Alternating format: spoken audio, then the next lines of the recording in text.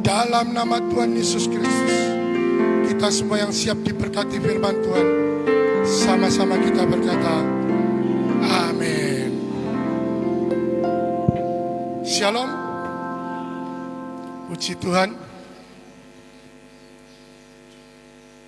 Siang ini saya sungguh sangat diberkati oleh puji-pujian sepanjang awal, ya.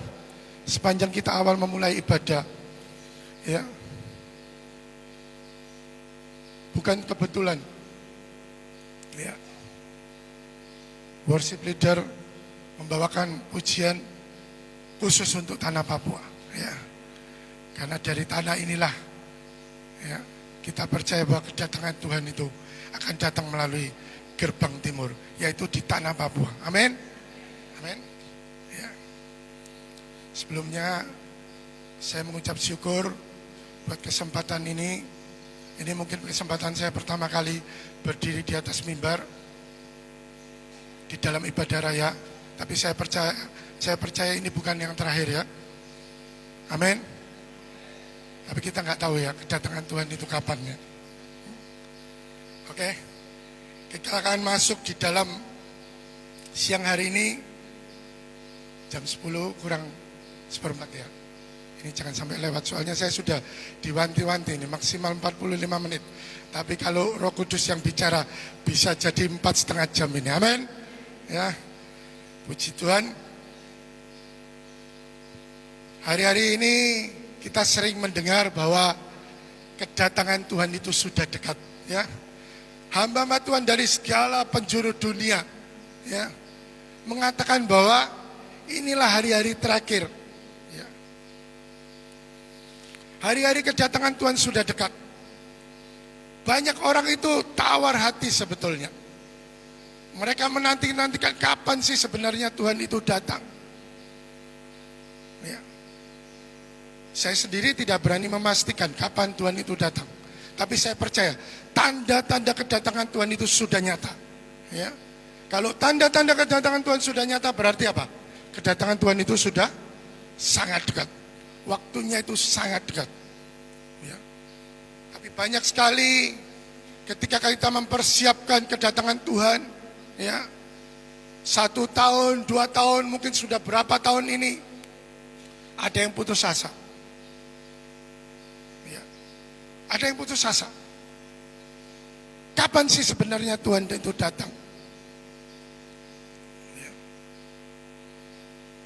Siang hari ini saya mau membagikan, ya, persiapan kita untuk menghadapi hari-hari akhir ini. Ya.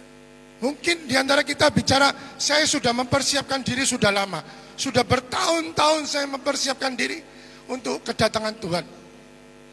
Saya sudah bertahun-tahun pergi untuk menggelar karpet merah di berbagai kota-kota. Tapi nyatanya kedatangan Tuhan belum juga tiba. Ada banyak hal yang menjadi penghalang kita di detik-detik terakhir, ya. Detik-detik terakhir. Kenapa saya katakan detik-detik terakhir? Banyak sekali sebetulnya tanda-tanda itu sudah nyata sebetulnya, saudara. Ya. Saya akan bagikan 3 hal yang menjadi penghalang kita di putaran terakhir ini. Ada 3 hal yang menjadi penghalang kita di putaran terakhir.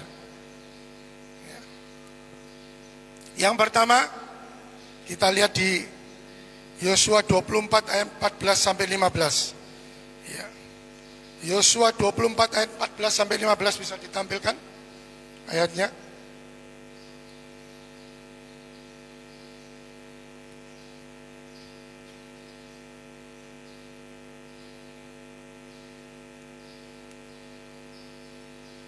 Yosua 24 ayat 14 sampai 15. Ya. 3, 2, 1 kita baca sama-sama. 3, 2, 1. Oleh sebab itu takutlah akan Tuhan dan beribadahlah kepadanya dengan tulus, ikhlas dan setia. Jauhkanlah Allah yang kepadanya nenek moyangmu telah beribadah di seberang Sungai Efrat dan di Mesir, dan beribadahlah kepada Tuhan. Ayat selanjutnya. Tetapi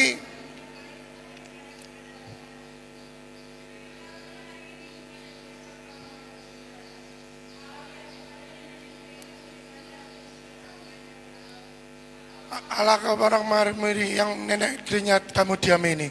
Tetapi aku dan seisi rumahku, kami akan beribadah kepada Tuhan. Ya. Akhir-akhir ini banyak orang yang tidak berani mengambil keputusan yang ekstrim. Ya.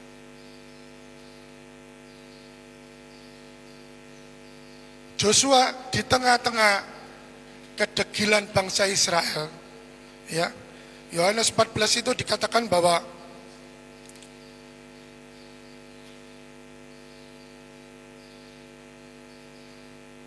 Yosua 24 itu dikatakan bahwa di situ ada pembaruan perjanjian Tuhan di kota Sikem. Ya. Yosua di tengah-tengah kebebalan bangsa Israel pada waktu itu, ya, ketegar tengkukannya. Ya. Kenapa di ayat ke-14 dikatakan bahwa oleh sebab itu takutlah akan Tuhan dan beribadahlah kepadanya dengan tulus, ikhlas dan setia. Jauhkanlah Allah. Allah di sini ditulis dalam huruf kecil. Ya. Allah nenek moyang yang kepadanya nenek moyangmu telah beribadah di seberang sungai Efrat dan di Mesir, dan beribadahlah kepada Tuhan. Tuhan ditulis dalam huruf besar. Ya. Pada waktu itu banyak sekali orang-orang Israel yang sudah meninggalkan Tuhan, sehingga diadakanlah pembaruan perjanjian di kota Sikem. Dan di situ Yosua dengan ekstrim berbicara di ayat ke-15, tetapi jika kamu anggap tidak baik untuk beribadah kepada Tuhan, pilihlah pada hari ini kepada siapa kamu akan beribadah. Allah yang kepada nenek moyangmu, Allah dalam huruf kecil, ya, beribadahlah di seberang sungai Efrat. Atau Allah orang Amori yang negerinya kamu diami ini. Tetapi aku dan seisi rumahku akan beribadah kepada Tuhan. Ya. Ini satu keputusan ekstrim dari Joshua di tengah-tengah kebebalan bangsa ini. Ya. Joshua berbicara, meskipun kau beribadah kepada Allah yang kau percayai, Allah di mana engkau berada, Allah nenek moyangmu, ya, tetapi aku dan seisi rumahku akan beribadah kepada Tuhan. Ya. Hari-hari ini bukan hanya di bangsa ini, di seluruh dunia, ya, di putaran terakhir ini, kalau kita tidak berani mengambil keputusan yang ekstrim, maka dunia akan melibas kita. Kenapa? Karena hari-hari ini adalah satu hari-hari yang sangat-sangat ekstrim. Saya katakan ekstrim kenapa? Karena tidak ada yang bisa tahu kapan musibah ini akan berakhir. Kapan musibah di seluruh dunia ini akan berakhir, kita nggak tahu. Ya. Ketika satu demi satu, ya, satu demi satu diambil Tuhan pada waktu pandemi itu mulai, ya, mungkin Papua ini yang terakhir kalau saya ngomong, karena di Jawa, di Jakarta itu sudah merebak lama. Mulai dari Februari itu mereka sudah terimbas, tapi di Papua kita kenanya di penghujung bulan Maret pada waktu itu, dan sempat terjadi di Timika itu kalau saya bilang bukan di lockdown, ya. Kalau di lockdown itu semua kegiatan itu berakhir. Semua kegiatan itu berhenti. Tapi dibatasi yang sangat hebat pada waktu itu. Kita hanya dikasih kesempatan sampai jam 2 siang. Ya. Itu hari di mana ekstrim sekali. Hari kita tidak tahu siapa dengan siapa akan berakhir pada waktu itu. Ya. Kita mendengar si A meninggal karena COVID, si B meninggal lagi, si C meninggal lagi. Kita baku kejar, baku cari siapa dengan siapa pada waktu itu. Dunia ekstrim. Tetapi kalau pada waktu itu kita tidak berani mengambil keputusan yang ekstrim, kita akan dilibas habis. Dilibas habis kalau kita mengikuti dunia. Ya. Kita lihat di sini perjanjian, pembaruan perjanjian antara bangsa Israel dengan Tuhan. Beberapa kali bangsa Israel jatuh ke dalam dosa, menyakiti hati Tuhan. Dan di kota Sikem ini Tuhan membuat pembaruan perjanjian dengan umatnya. Saya percaya kita pun adalah umat-umat pilihan Tuhan. Amin. Ya. Kita berkali-kali jatuh dalam dosa. Berkali-kali kita melanggar perjanjian kita dengan Tuhan. Ketika kita memberikan diri dibaptis, memberikan diri untuk kepada Tuhan, kita mengaku dosa di hadapan Tuhan. Tapi apakah kita nggak pernah jatuh? Siapa di sini yang tidak pernah jatuh dalam dosa? Kalau ada yang berani angkat tangan, saya serahkan kepada Pak Gembala untuk ngurus. Ya, karena sesungguhnya ya tidak ada manusia yang kebal dosa, siapapun, termasuk yang berdiri di belakang mimbar ini, ya, termasuk Anda dan saya. Di situ perlu perjanjian, perlu pembaruan perjanjian.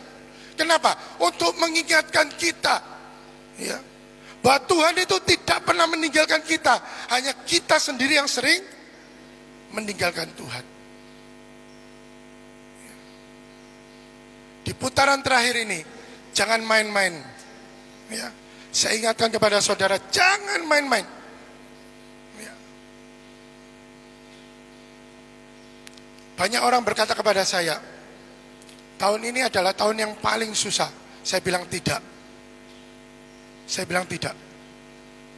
Saya percaya bahwa visi gereja ini, ya, kita katakan keras-keras ini sisa 3 bulan loh, saudara. Ya, 3, 2, 1. Visi tahun 2020. Tahun perkenanan Tuhan dan tahun penuaian besar. Sekali lagi, belum sama-sama ini. 3, 2, 1. Tahun perkenanan Tuhan dan satu kali lagi yang keras cuman suara Bapak dan Ibu Gembala. 3, 2, 1. Tahun perkenanan Tuhan dan tahun penuaian besar. Beri kemuliaan bagi Tuhan. Sisa 3 bulan, saudara. Ya, kalau Anda dan saya tidak berani ekstrim dengan Tuhan, ini akan habis. Ini tidak akan terjadi. Tetapi ketika kita berani berkata, ya, aku akan mengejar ini. Aku akan mengejar ini. Saya percaya ketika hambanya menentukan visi ini, itu datang dari Tuhan. Amin. Tidak main-main loh menentukan visi gereja itu. Ya. Bukan hanya orang ikut copy paste aja. Oh, tahun ini adalah tahun anugerah Tuhan. Ya sudah, saya buat tahun penuaian Tuhan. Penuaian besar. Perkenanan Tuhan dan tahun penuaian besar. Jangan main-main. Hambanya tidak main-main dalam menentukan visi ini. Saya percaya ini datang dari Tuhan. Amin. Siapa yang percaya, kita harus berani ekstrim, ya. Apapun yang terjadi di tengah-tengah ini, aku dan seisi rumahku akan tetap menyembah Tuhan. Amin. Dunia mau menawarkan apapun, ya.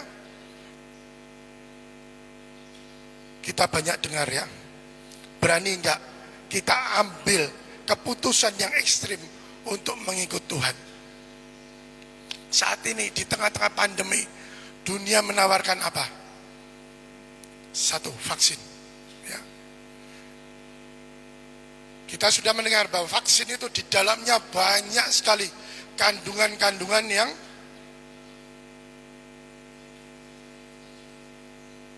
mengandung apa? Bukan rahasia lagi, ya, bahwa vaksin itu akan ditanamkan dan akan diberikan tanda kepada kita. Setelah dunia tahu bahwa banyak orang Kristen akan menolak itu, maka dipelintirlah lagi lebih halus. Kenapa saya katakan lebih halus? Mereka tidak langsung bilang bahwa akan disuntikan microchip itu, tidak. Tapi mereka akan bilang bahwa semua yang sudah divaksin itu akan dikasih apa?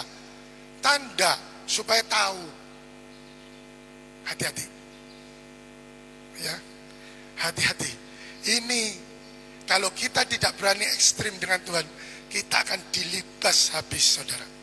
Sekali saja Anda dan saya terima ini, Wahyu berkata apa dalam kitab Wahyu? Kita akan masuk kemana kira-kira? Bisakah kita masuk ke surga? Saya jamin 100% tidak akan pernah. Amin. Ya. Ngeri, saudara-saudara. Kedatangan Tuhan sudah dekat. Ya. Kedatangan Tuhan itu bukan hari kiamat, bukan. Tapi hari di mana Tuhan akan mengangkat saya dan saudara, orang-orang yang berani ekstrim dengan Tuhan, itu diangkat di awan-awan permai. Amin. Kembali lagi ke Alkitab ini, kenapa diadakan pembaruan perjanjian itu? Perjanjian dengan Tuhan. Ya. Di Sikem kita tahu ada 3 peristiwa penting yang saya catat terjadi di Sikem. Di mana yang pertama itu sebetulnya bahwa di situ Yakub, ya, ketika anaknya yang perempuan itu diperkosa oleh penduduk Sikem, ya, Yakub menuntas habis semua laki-laki yang ada di sana. Ya. Yang kedua, ya, terjadi pembaruan antara Tuhan dengan bangsa Israel, yaitu di dalam kitab Yosua. Ya. Di mana kita melihat bahwa pada waktu itu Yosua dan seisi keluarganya menyatakan bahwa dia tetap akan mengikut Tuhan, meskipun orang Israel bebal. Ya. Dia bertanya kepada bangsa Israel. Ya, di ayat yang selanjutnya. Lalu bangsa itu menjawab, jauhlah daripada kami meninggalkan Tuhan dan beribadah kepada Allah yang lain. Disitulah terjadi pembaruan perjanjian.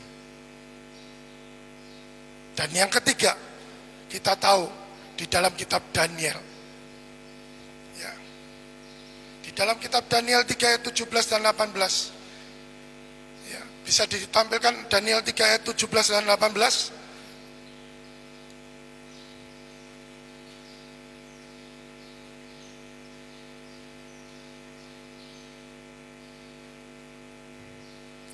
Kitab Daniel 3 ayat 17 dan 18. Ya.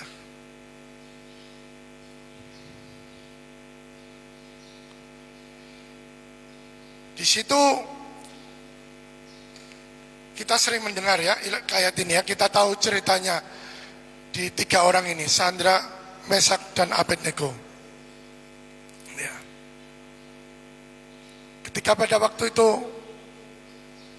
Nebukadnezar membuat satu patung besar yang dimana dia ingin seluruh negeri penduduk Babel itu, termasuk Israel yang pada waktu itu ada di dalam pembuangan di Babel. Ya. Dia meminta ketika sangkakala ditiup, maka orang harus menyembah patung itu. Tetapi Sadrak, Mesak dan Abednego, dia mengambil keputusan. Ya. Dia yang mengambil keputusan yang membuat raja menjadi marah besar. Ya.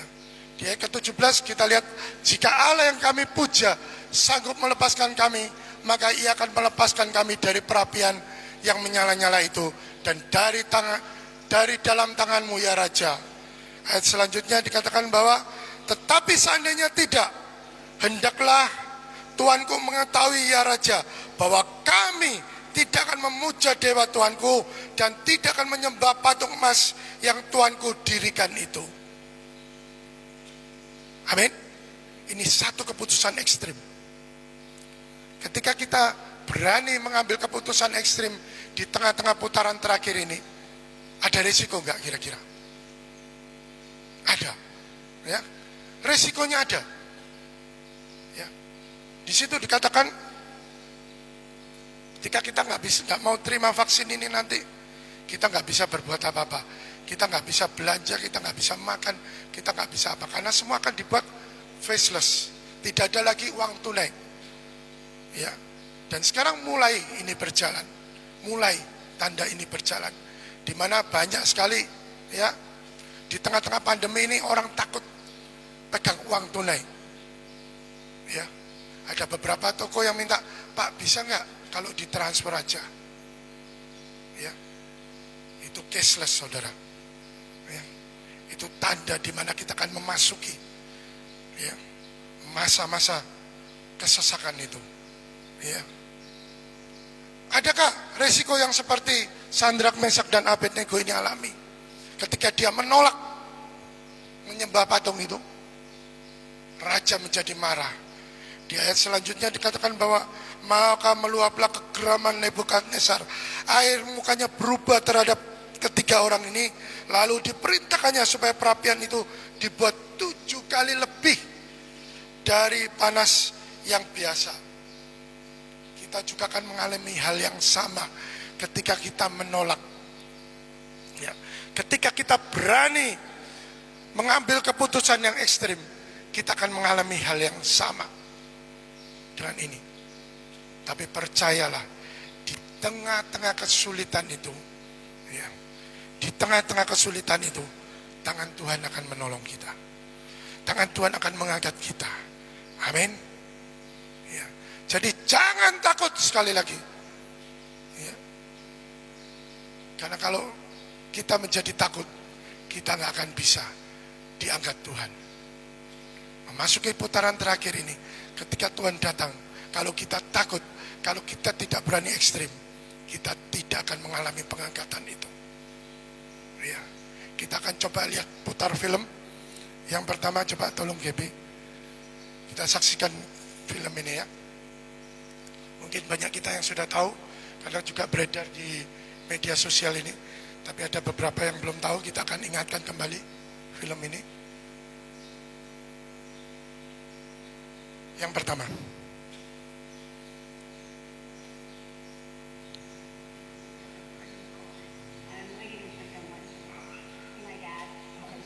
Hey. Welcome aboard PanCon Flight 257 to London. Flight time today will be 6 hours and 30 minutes. I love you.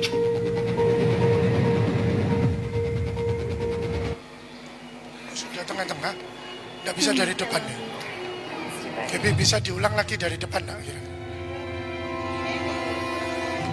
Bisa diulang dari depan.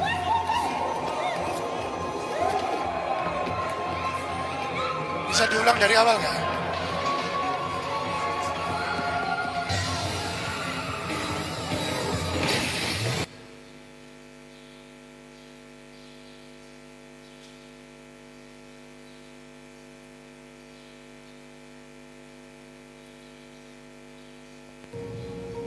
Can I buy you a coffee? I'm waiting for someone. My dad. Hi, sweetheart. Hey. Welcome aboard PanCon Flight 257 to London. Flight time today will be 6 hours and 30 minutes. I love you. Di hari-hari terakhir semuanya kita nggak tahu akan terjadi apa. Semua serba instan ya. Kita tahu bahwa dunia yang kita kenal ini semuanya akan berubah nantinya.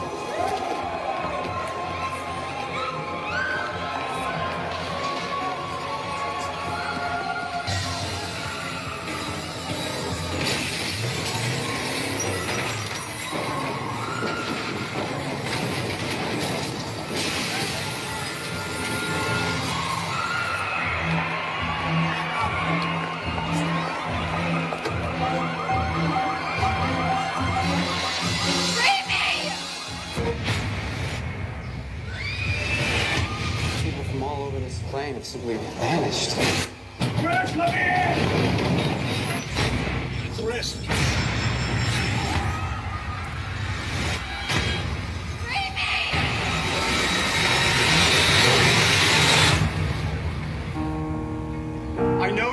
want answers, and believe me, so do I, and I'll do my best to get them. I heard some doctors talking. It's not just here. It's all over the world. One of these days the sky's gonna break. Chloe, are you okay? Yeah, but Mom and Raimi, they're both Gonna fall into Irene knew this was coming. The way it happened. How could she know that? He took them to protect them from the darkest time in the history of this world. The God my mother talked about would never do something like this. We all have a right to know if we're gonna die. We're gonna die!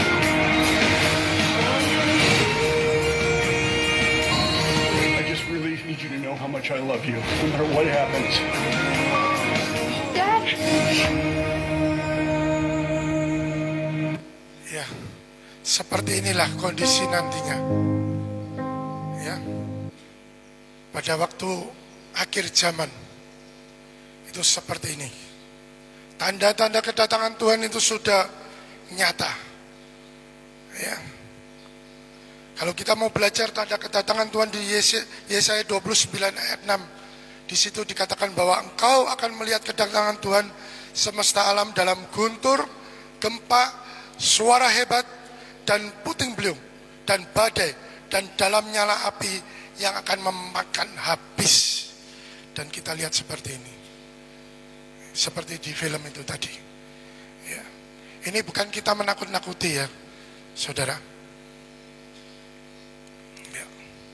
Kalau kita lihat, saya pernah ikutin Zoom dari hamba Tuhan yang luar biasa di tanah Papua ini. Mereka bilang, sebenarnya kalau khotbah itu jangan nakut-nakutin jemaat katanya. Akhir zaman tidak akan terjadi seperti itu. Kita semua akan diangkat dengan enak, tiba-tiba diangkat. Sebetulnya yang Alkitabiah yang mana kira-kira? Akhir zaman itu akankah terjadi hal yang enak? Tiba-tiba kita diangkat, tidur kita tahu-tahu hilang, gitu saja. Akankah seperti itu? Ataukah sebaliknya, seperti apa yang film ini kita lihat tadi? Bukan waktunya lagi jemaat ini dinina-bubukkan dengan hal-hal yang enak-enak. Waktunya sudah dekat, saudara. Kalau Anda dan saya nggak siap, Anda akan dilibas habis. Ya, dunia ekstrim, ekstrim. Ya. Tanda kedatangan Tuhan sudah dekat. Ingat nggak saudara, tanggal 2 September yang lalu, tiba-tiba pagi hari jam 2 ke jam 3. Itu waktu sebetulnya saya di mana saya harus bangun mesbah dengan Tuhan. Karena waktu itu alarm saya itu bunyi. 1:30 saya ingat. Alarm saya itu 1:30 bunyi. Tapi tiba-tiba mata saya seperti ditutup kuat. Buat badan saya itu menjadi lemas. Saya tidak bisa bangun waktu itu. Tapi saya dengar ada satu suara yang keras pada waktu itu. Guntur menggelegar, kilat. Beberapa menit terjadi. Mungkin ada puluhan menit kali ya. Karena saya tahunya 1:30 itu saya dengar tapi saya tidak bisa melek. Ya. Iblis seringkali memotong kita. Ya. Karena dia tahu setiap jam 1:30 saya bangun pagi, saya deklarasi, saya tiup shofar 12 kali. Tapi saat itu saudara, ketika itu kilat, guntur, hujan setelah itu. Saya cuma bisa mendengar. Saya cuma bilang, Tuhan tolong aku Tuhan. Tapi Tuhan tidak tolong waktu itu. Tuhan tidak tolong. Saya tetap tertidur saudara. Bukan tertidur, tetap mata saya merem tapi posisi tidur. Tapi saya tahu bahwa saya harus melakukan sesuatu. Saya sampai berteriak tapi saya nggak mampu. Ada kalanya iblis akan buat kita seperti itu. Ya. Bukan berarti kita yang sering kali berdoa, kita yang hampir setiap hari, mungkin puluhan jam bisa duduk di bawah kaki Tuhan. Ya. Mungkin kita tersungkur di depan tabut berjam-jam, kita tidak dapat serangan iblis, tidak menjamin. Iblis akan cari di mana kita tidak bisa menahan bencana itu. Karena kita sudah dikasih kuasa oleh Tuhan untuk menahan setiap bencana. Amin. Biasanya kalau ada kilat begitu, ada hujan begitu, saya tiup shofar. Saya angkat tangan, saya bilang, Tuhan, di dalam nama Tuhan Yesus, kilat berhenti dalam nama Yesus.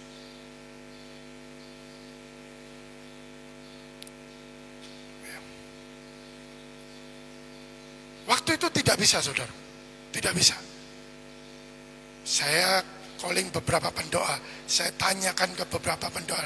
Ternyata dapatnya sama. Ya. Iblis tidak akan tinggal diam. Ketika kita mau berdiri buat kota ini, buat bangsa ini, buat tanah Papua ini. Amin. Ya. Makanya kita harus ekstrim. Ya. Harus ekstrim. Harus lebih lagi duduk di bawah kaki Tuhan. Minta kekuatan yang datang dari Tuhan. Di situ pagi hari saya berdoa sama Tuhan. Saya minta ampun sama Tuhan. Saya minta kekuatan yang baru. Saya bikin perjanjian yang baru dengan Tuhan. Karena saya sadar bahwa saya sudah mengalami masuk di dalam peperangan yang sesungguhnya. Ketika saya nggak siap, saya dilibas Tuhan. Ketika saya membuka celah, saya dihabisi oleh setan. Ya. Yang kedua, penghalang di putaran terakhir. Ya. Banyak orang tidak berani mengambil resiko. Ya.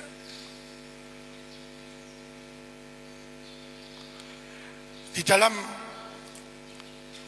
dua minggu kemarin di ibadah FA gabungan, saya bawakan di 2 Timotius 3 ayat 1 sampai 5, tapi kali ini kita baca 2 Timotius 3 ayat 1 sampai 2 saja. Ya. 2 Timotius 3 ayat 1 sampai 2.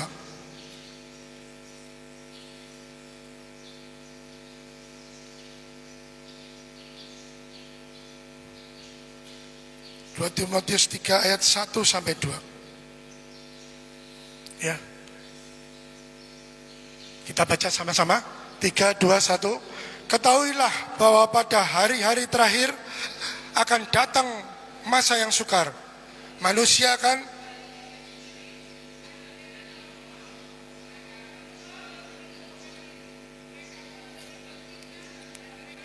berontak terhadap orang tua dan tidak tahu berterima kasih, tidak mempedulikan agama. Sampai di situ saja. Dan ayat selanjutnya nanti mungkin bisa baca di rumah ya. Ini tanda-tanda ini sudah digenapi semuanya. Ya. Masa-masa di dalam pada hari-hari terakhir akan datang masa yang sukar. Masa ini masuk masa yang sukar enggak kira-kira saudara? Sulit. Ya. Sulit. Ya. Ini sudah nyata loh ini, tanda-tanda ini. Manusia akan mencintai dirinya sendiri dan menjadi hamba uang di tengah-tengah pandemi ini. Ya. Orang akan berkata, aku juga butuh. Ini kan ekonomi sedang resesi. Dunia sedang menyatakan resesi. Ya. Aku harus hidup dengan apa yang ada padaku ini. Mungkin ini yang terakhir. Ketika ini habis, aku juga sudah habis. Karena aku juga ikut terimbas karena PHK. Diputus hubungan kerja, selesai. Hanya itu satu-satunya yang ada untuk bertahan hidup. Mereka gak peduli. Tetangganya gak bisa makan, dia gak peduli. Apapun yang terjadi kondisi di Indonesia, dia gak peduli. Yang penting, aku dan keluargaku bisa makan. Dan itu akhir-akhir, dan itu terjadi pada hari-hari terakhir ini. Mereka menjadi takut. Mereka tidak berani bergerak. Ya. Mereka lupakan janji Tuhan. Ya. Mereka lupa. Mereka lupa bahwa berkat yang mereka terima sepanjang mereka bekerja itu datang dari Tuhan. Dan mereka menganggap bahwa ketika mereka di PHK, diputuskan kerjaan itu, hubungan kerja itu, mereka menganggap bahwa ini kan musibah global. Aku harus bertahan dong dengan hidupku. Itu. yang saat ini terjadi di sana, tapi tidak ada di sini. Amin. Saya percaya jemaat di tempat ini bukan seperti itu. Ya.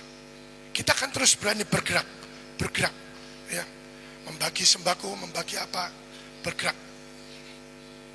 Ya.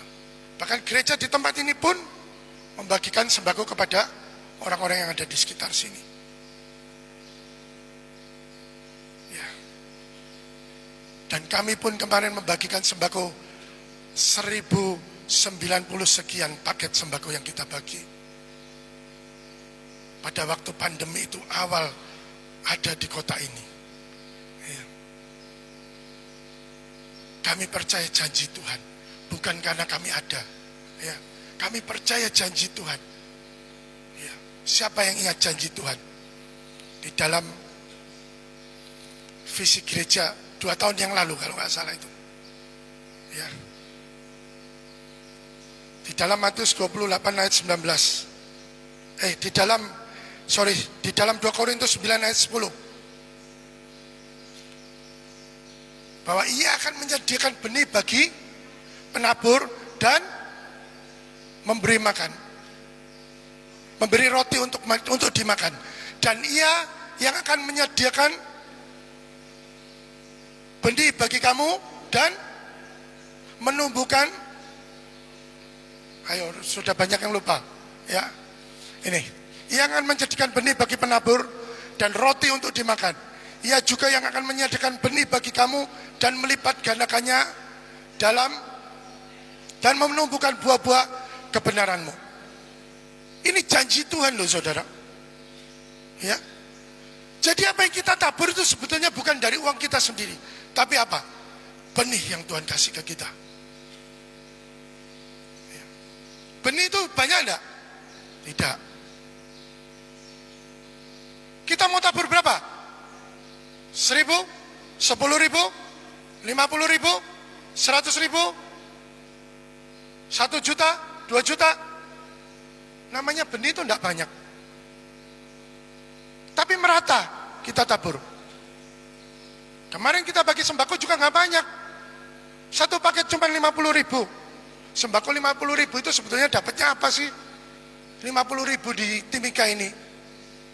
Saudara, ya. Kita beli es tersanjung aja berapa? 15.000 ya. Beli 3 kali sudah habis itu. 50.000. Sembako dapatnya apa sih di 50.000 itu? Tapi kita percaya bahwa itu benih yang kita tabur untuk seluruh kota ini. Kita buat merata di kota ini. Dan kita percaya bahwa benih itu akan bertumbuh. Ya, bertumbuh buat mereka yang menerima dan bertumbuh buat kita yang menabur. Saya katakan waktu kita bagi sembako kemarin, Mama, mungkin ini tidak seberapa yang bisa kita kasih. Ya. Tapi doakan, angkat, doakan, terima. Perkatakan, ya, bahwa ini benih datang dari Tuhan. Aku tidak akan pernah berkekurangan. Ya. Sepanjang aku terima benih ini, hidupku tidak akan berkekurangan. Aku dan keluarga aku akan dipelihara Tuhan. Amin.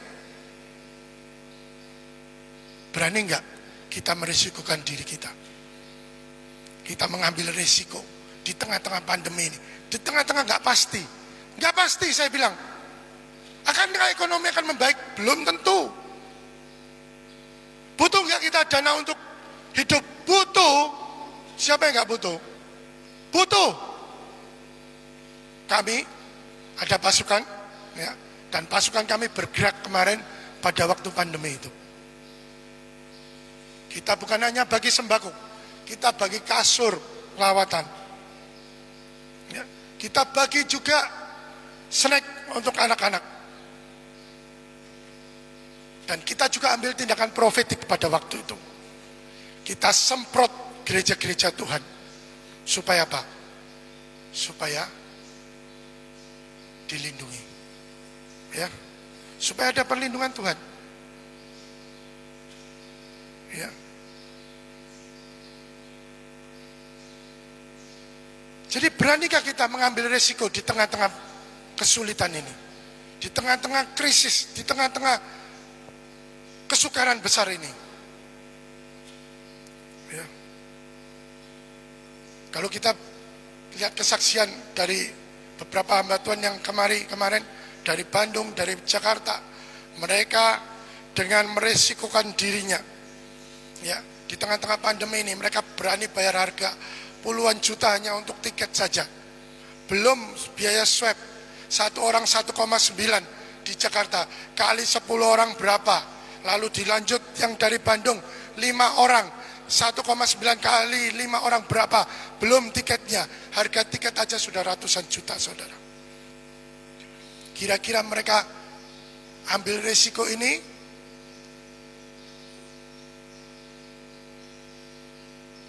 Mereka berani putuskan resiko ini? Kira-kira itu kalau bukan dari Tuhan berani nggak kira-kira? Nggak berani, saudara. Nggak akan berani.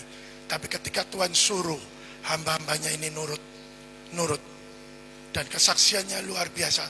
10 orang yang diutus keliling Papua, ke Timika, setelah itu ke Nabire ke Paniai. Paniai ada yang ke Wamena, tapi kelihatannya Wamena batal karena bupati nggak mengizinkan untuk orang luar masuk pada waktu itu. Dan ke Jayapura, terakhir di Jayapura. Ya, kesaksiannya sungguh luar biasa, saudara. Mereka pulang dari sini, mereka justru lumbung-lumbung mereka dipenuhi Tuhan dengan ajaib. Amin. Mereka keluar uang 100 juta, tapi mereka terima sampai 500 miliar. Ya. 500 miliar. Berapa kali ganda Tuhan lipat gandakan. Ya. Beranikah kita mengambil resiko seperti ini? Ya. Berani kita ambil resiko baca firman Tuhan di tengah-tengah pandemi ini. Tuhan suruh baca satu hari 5 pasal, 10 pasal. Pada waktu pandemi, pada waktu kita diistirahatkan untuk ibadah online, ya, saya satu hari bisa baca Alkitab itu bisa hampir 10 pasal pada waktu itu. Ya. Saya masuk di dalam ini. Saya beranikan untuk mengambil risiko. Waktu itu toko tutup jam 2, kita sudah mau bikin apa jam 2? Saya dengan istri saya cuma lihat aku dan kau saling melihat. Saya bilang, nggak ada kegiatan apa-apa, kita di rumah saja. Tapi disitulah kita gali firman itu, gali. Ya.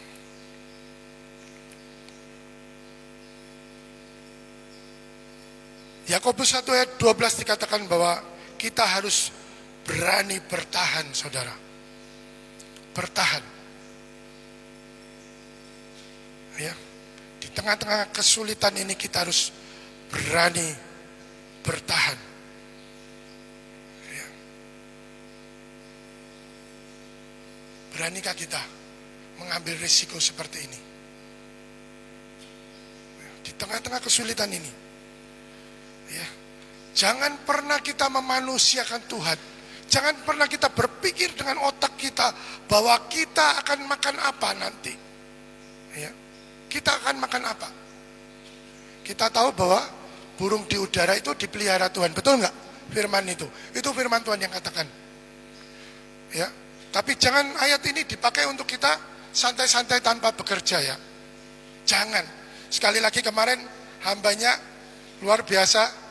Firman Tuhan dikatakan apa? Keras firman Tuhan itu berkata. Jangan, kalau tidak bekerja jangan apa? Jangan makan. Jangan terus bilang, oh Pak itu firman Tuhan kan dikatakan burung aja enggak. Berusaha apapun dia dipelihara Tuhan kok.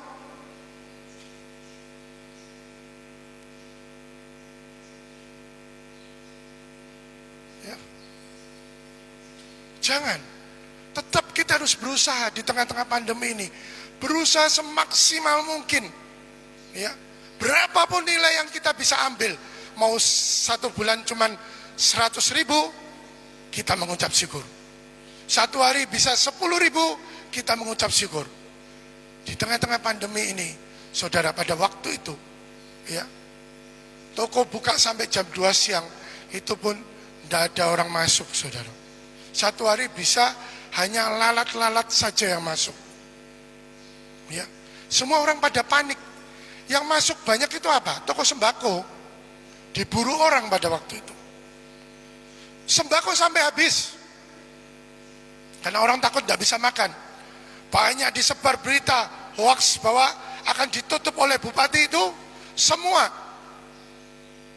akan di lockdown semuanya, transportasi dan lain sebagainya.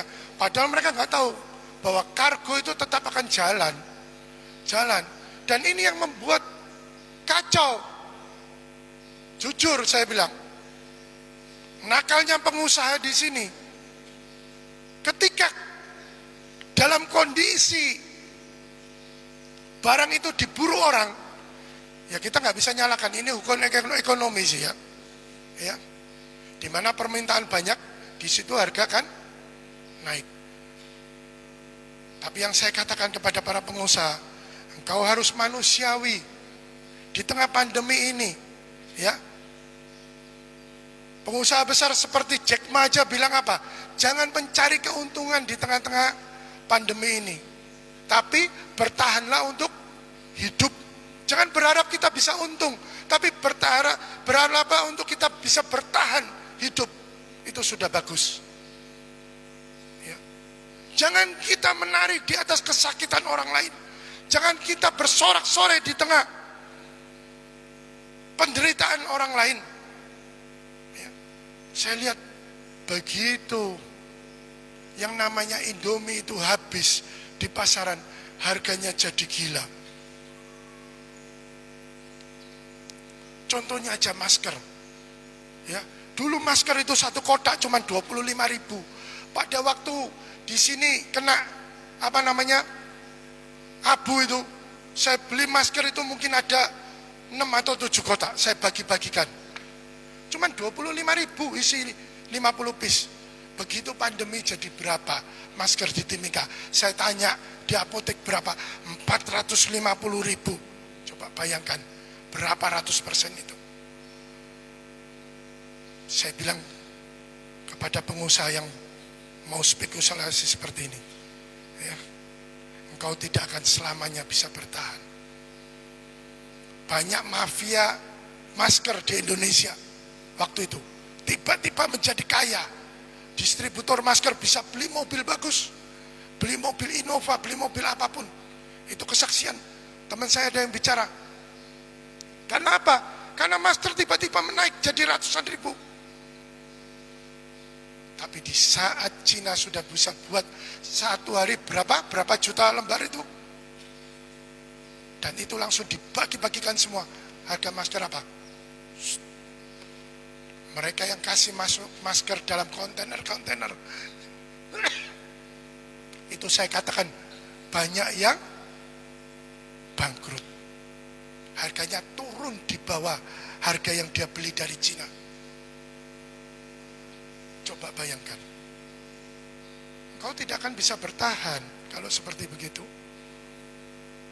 Harusnya kita seperti negara-negara yang lain. Saya lihat di Jepang itu, ya, bagi-bagi masker di jalan-jalan. Di toko-toko, dibagi gratis. Di Indonesia mau cari masker, kalau nggak orang kaya nggak bisa beli. Saya aja mau beli, nggak bisa. Terlalu mahal. Nggak masuk akal harganya. 25.000 jadi 450.000. Bayangkan. Dan sekarang sudah turun banyak ya, meskipun belum normal. Tapi masih ada masker yang 50.000 1 kotak. Itu masih ada. Ya wajarlah kalau harga-harga segitu. Kita jangan berharap mau turun 25.000 lagi, susah kayaknya. Ya, itu berani nggak kita ambil risiko. Yang ketiga, saya cepat, tinggal 10 menit waktu saya. Ya, Kita jangan tawar hati, tidak percaya melihat kesulitan di tengah pandemi ini. Melihat hari-hari terakhir, kita jangan menjadi tawar hati dan tidak percaya. Ya. Pandemi belum berakhir. Bahkan hamba Tuhan yang dari India, nabinya Sadhu Sundar mengatakan bahwa apa? Bahwa pada bulan November nanti akan ada lagi satu wabah yang jauh lebih besar daripada ini. Amin. Jadi jangan dibilang ini sudah berakhir. Belum. Ini awal, saudara. Awal. Bisakah kita menahan? Bisa. Masih ada kesempatan 2 bulan. Caranya bagaimana? Isi cawan doa itu. Duduk di kaki Tuhan. Deklarasikan. Tahan setiap bencana.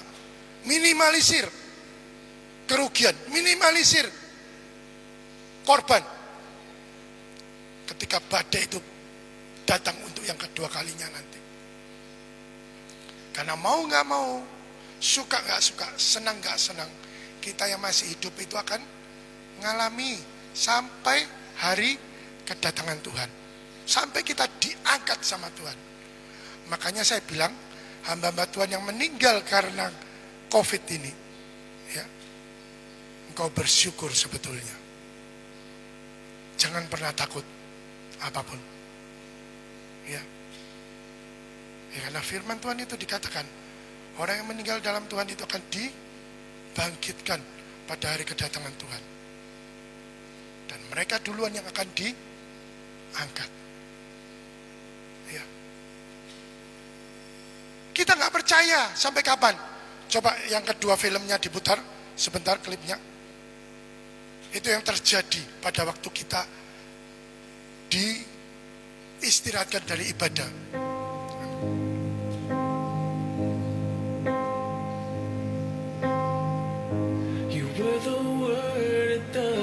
Awalnya kita rajin ikutin streaming ya, rajin. Lalu ditunggu-tunggu nggak selesai badai ini. Akhirnya minggu kedua streaming sambil tidur-tiduran, sambil makan, sambil telepon. Minggu berikutnya sudah bosan.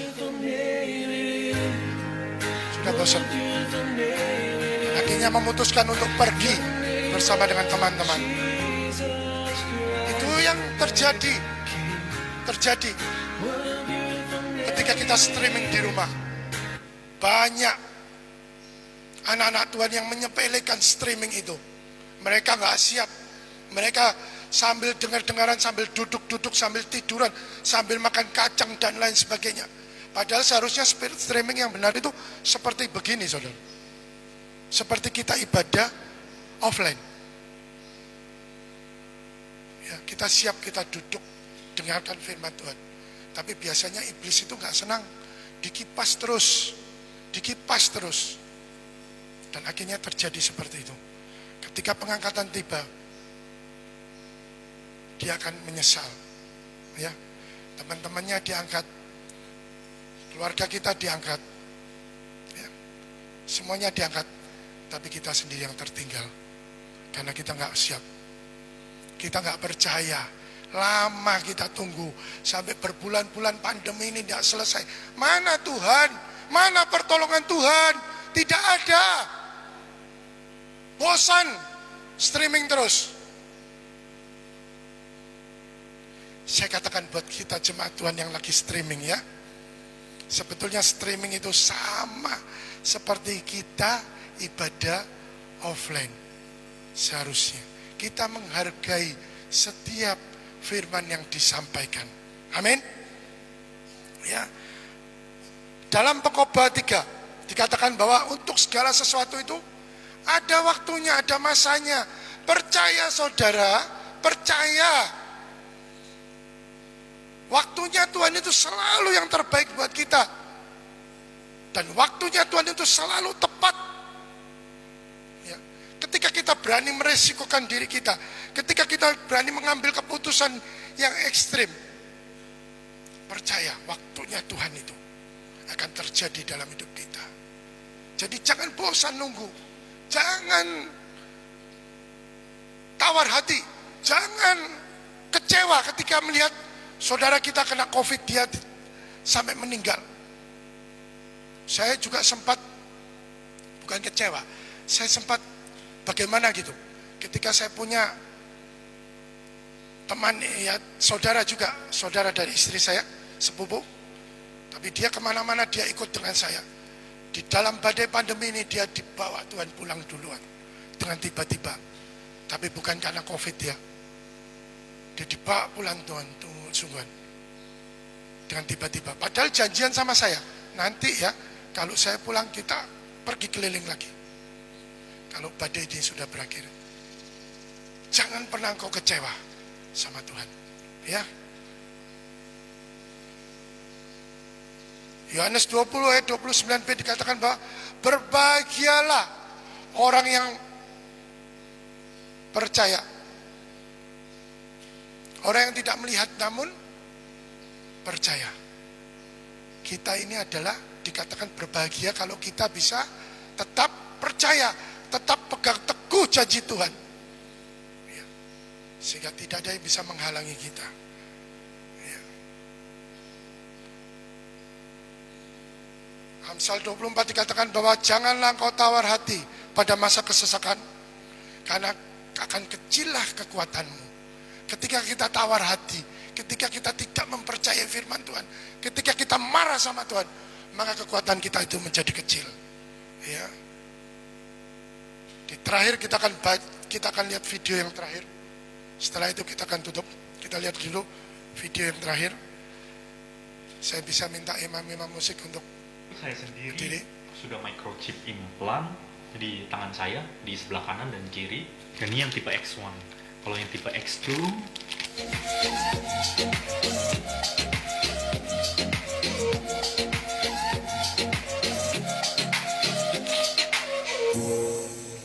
hello guys, apa kabar? Terima kasih yang sudah nonton video saya, di komen, and share, dan like. Hari ini saya mau bahas mengenai microchip implant.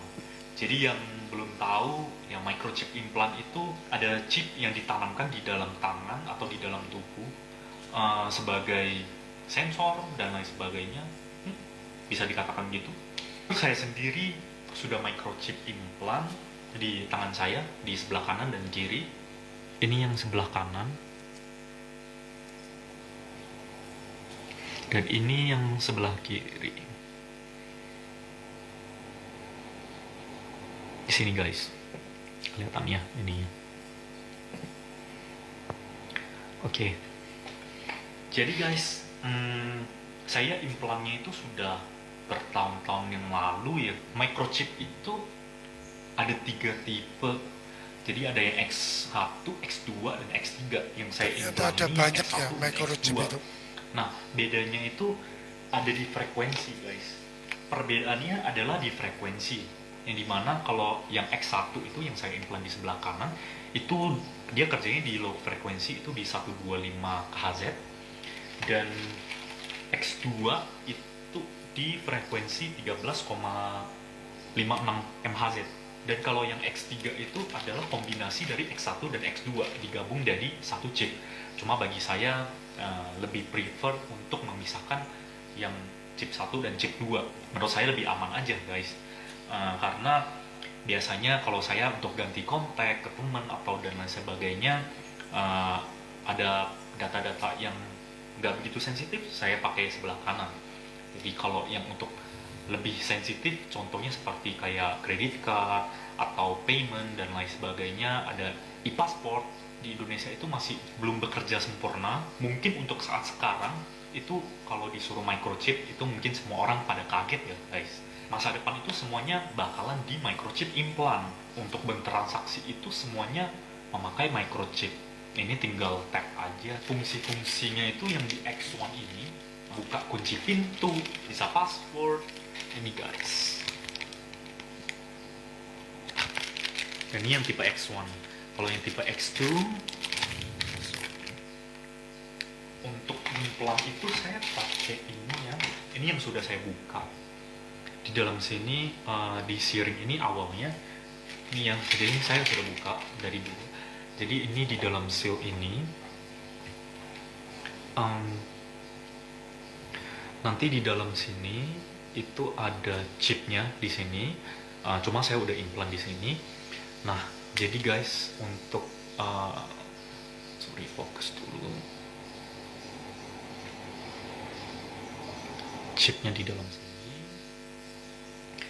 Jadi guys, di sini jarumnya segitu gede ya guys ya. Bayangin.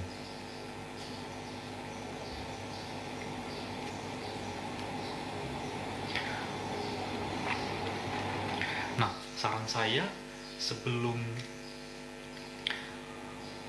kalian implant itu jangan coba-coba untuk dibuka atau dilihat di chipnya di dalam sini, karena di dalamnya kan sudah steril ya. Nah, di sana tinggal diinjek aja, tinggal dimasukin, udah selesai gitu. Dan proses penyembuhannya itu paling semingguan udah selesai gitu guys. Oke guys, thank you. See you on the next video. Jadi seperti itulah microchip itu ya.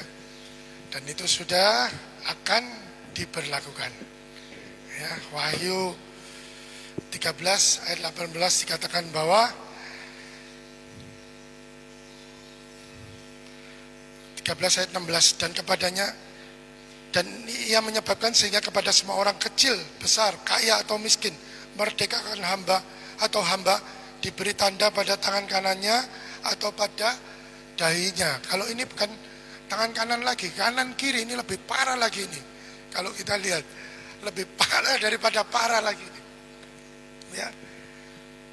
Itu tanda-tanda zaman sudah dekat. Ya.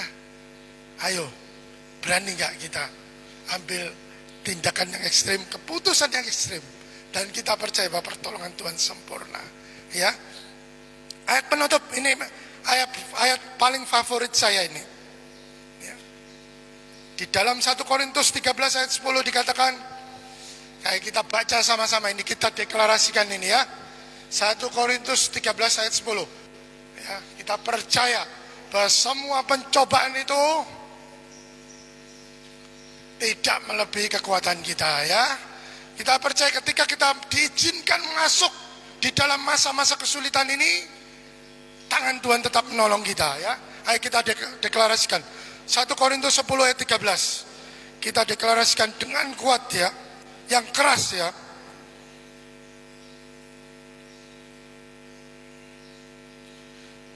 Sudah siap? 3, 2, 1.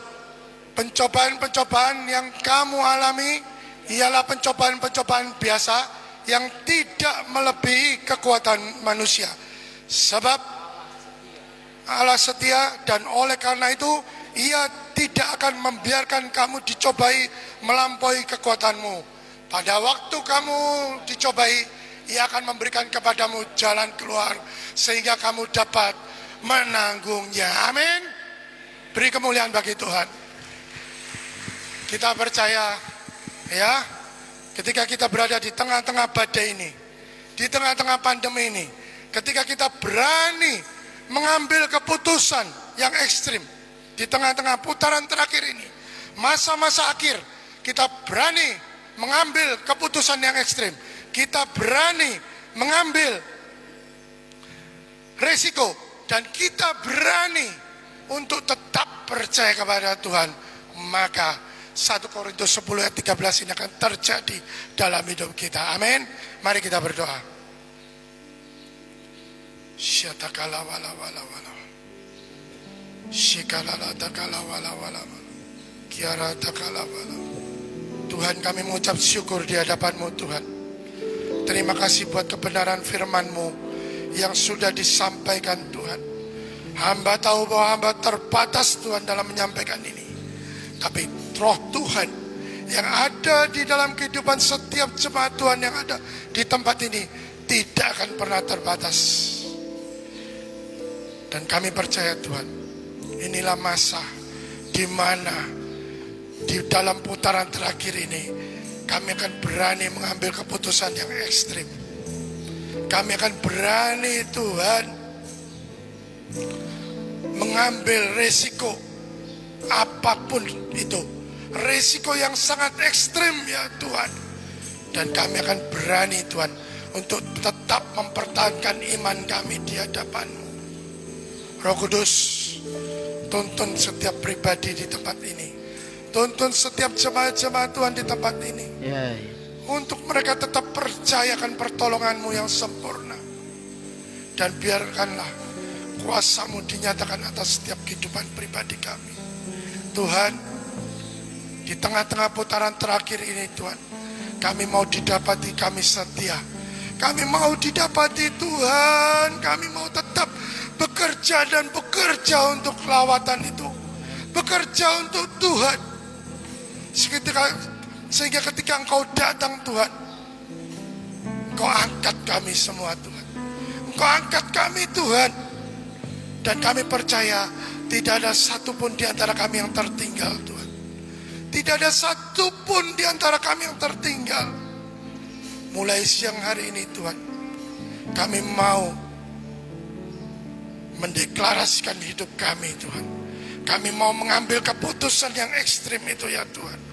Kami mau mengambil resiko yang ekstrim itu ya Tuhan. Dan kami mau mempertahankan iman kami di hadapan-Mu Tuhan. Tuhan, ini kami, mampukan kami Tuhan. Biarlah Roh Kudus Kau bekerja dalam kehidupan setiap pribadi kami. Mulai hari ini kami percaya kami tetap berdiri di atas kebenaran firman-Mu. Kami tidak akan pernah goyah walaupun apapun itu yang harus terjadi dalam hidup kami. Karena kami percaya 1 Korintus 10 ayat 13 itu dinyatakan dalam hidup kami. 1 Korintus 13 ayat 10 itu dinyatakan dalam hidup kami. Tuhan, ini hidup kami ya Tuhan. Ini hidup kami. Pakai kami Tuhan.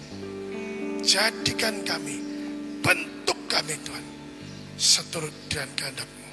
Demi nama Bapa, Putra dan Roh Kudus, di dalam nama Yesus Masiah, Tuhan Yesus Kristus, kami berdoa, kami mengucap syukur. Kita semua yang sudah diberkati firman Tuhan, sama-sama kita berkata, amin.